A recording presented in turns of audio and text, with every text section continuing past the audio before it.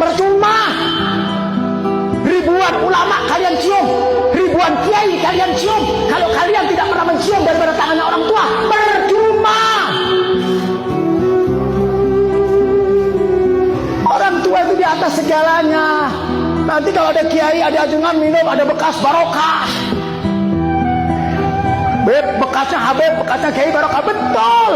Tapi pertanyaannya, kalian pernah minum bekas orang tua? Nih, salah kaprah semuanya, Bu. Masya Allah.